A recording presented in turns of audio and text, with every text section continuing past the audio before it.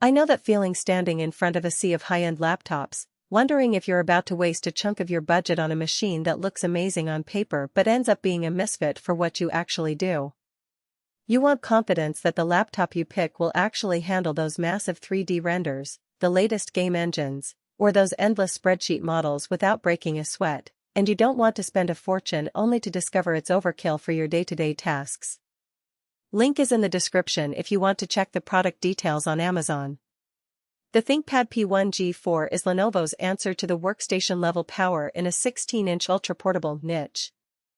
At first glance, the headline specs an 11th Gen Core i9, an RTX A5000 GPU, 32GB of RAM, and a 1TB SSD make it sound like a desktop replacement that you can toss into a backpack.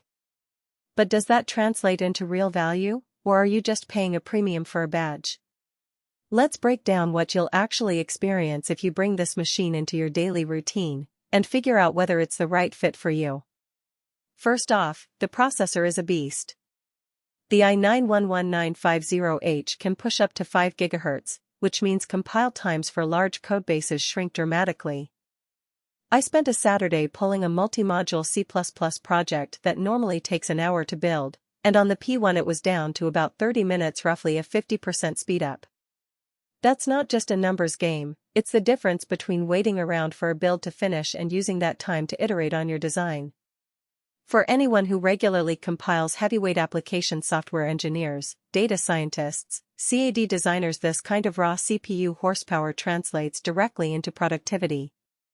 Now, the GPU. The RTX A5000 is a professional-grade card, not the gaming-focused RTX 3080 you see in most high-end laptops. It's built for CUDA workloads, real-time ray tracing in design software, and AI model training. In my testing, when I opened a complex 3D scene in Blender with multiple high-poly assets and used cycles to render a single frame, the P1 completed the render in about 12 seconds. The same scene on a consumer-grade RTX 3060 laptop took roughly 20 seconds.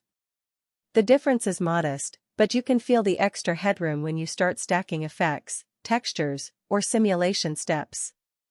If you're a VFX artist or a machine learning hobbyist, that extra GPU muscle can shave minutes off each iteration, which adds up over a project.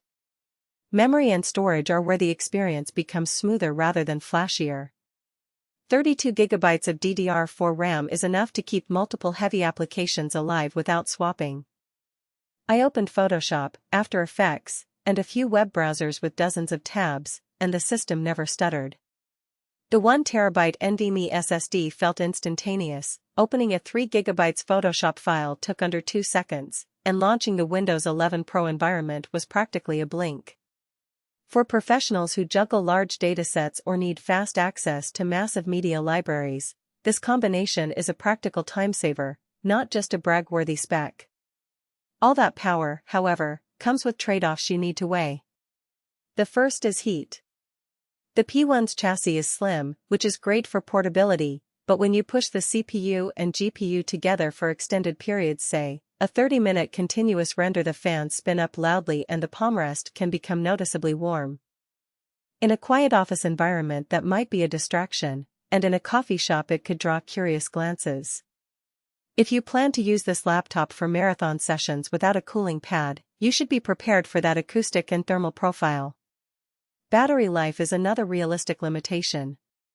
With the i9 and the RTX A5000 under load, you're looking at roughly 2 to 3 hours of unplugged work before you need to hunt for a power outlet.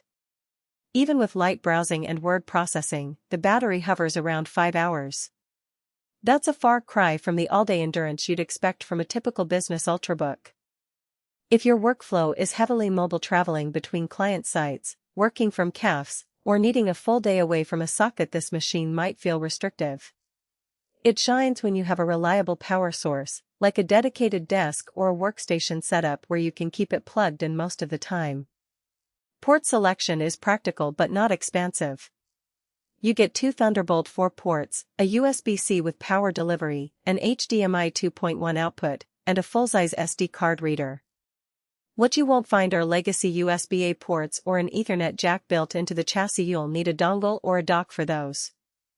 For many creators, that's a non-issue because a dock can also provide extra displays, network connectivity, and additional USB-A ports. But if you're hoping to plug directly into a 4K monitor or a wired network without extra hardware, you'll need to factor in that extra cost. Now, let's talk about who should actually consider buying this laptop. If you're a professional who needs workstation-grade graphics for CAD, 3D rendering, or scientific visualization, the RTX A5000 is a clear advantage over consumer GPUs. If your day involves compiling massive codebases, training machine learning models, or running